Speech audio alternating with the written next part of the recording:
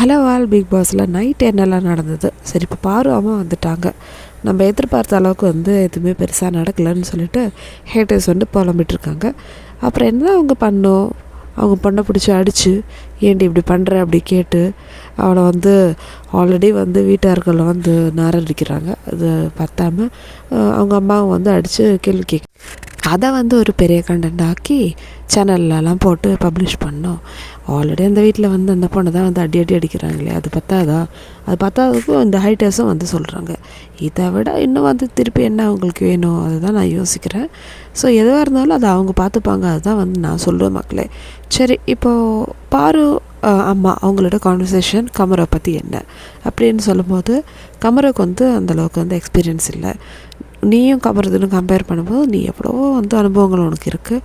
ஆனால் அந்த தம்பிக்கு அந்த அளவுக்கு எக்ஸ்பீரியன்ஸ் இல்லை, அது மட்டும் எனக்கு சொல்ல முடியுது.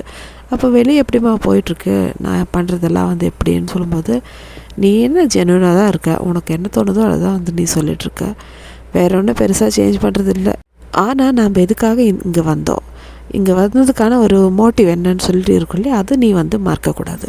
நீ ஜென்யூனாக விளையாடு, தேவையில்லாததுக்கெல்லாம் இம்பார்ட்டன்ஸ் கொடுக்காதுன்னு சொல்லிட்டு பாரோட அம்மா சொல்கிறாங்க. ஸோ ஆக மொத்தத்தில் வெளியே பார்த்துக்கலாம், அந்த மாதிரி தான் அவங்க யோசிக்கிறாங்க போல். ஆமாம், அப்புறம் இவ்வளோ கேமரா இருக்குது, இதில் வச்சு என்ன நிச்சயதார்த்தம் பண்ண முடியும்?